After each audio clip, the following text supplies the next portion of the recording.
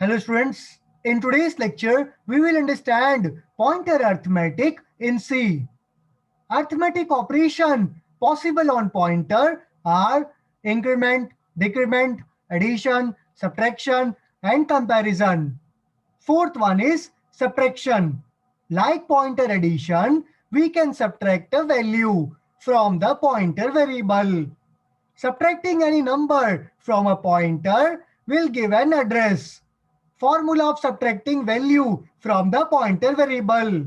New address equal to current address minus number into size of data type. For example, for 32-bit int variable, subtraction will be done by 2 into number, where 2 is the size of data type, which is int. Suppose we have a number variable which contain value 50 and address of number variable is 65524. We have an integer pointer variable p which holds the address of variable number which is 65524 and address of p is 2000. Now if we subtract 3 from pointer variable, we get 65524 minus 2 into 3 which is 65518, which is the new address stored in pointer variable p.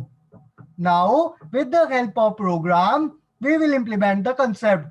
In the main function, we have declared an integer variable number, which is initialized with 50. Now, we have declared a integer pointer variable, which can hold the address of integer variable only. Now, p equal to ampersand number. So, p is assigned address of number variable. Now, printf statement print address of p variable is 65524. Now, p equal to p minus 3, which means p equal to p minus 2 into 3. P contain address 65524. So, we get 65524 minus 6, which is 65518. And printf statement print after subtracting 3, address of p variable is 65518. And our program ends here.